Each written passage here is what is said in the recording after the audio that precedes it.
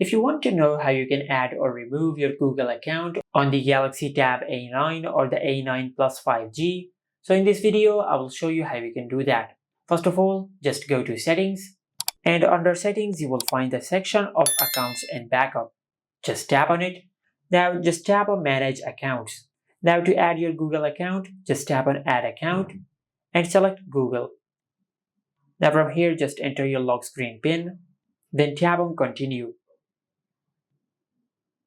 Now, in this section, just enter your email address. After you enter your Gmail address, then tap on Next. Now, from here, just enter the password of your email address. And after you enter the password of your email address, then tap on Next. Tap on I agree. Now, as you can see, we have successfully signed into our Gmail account.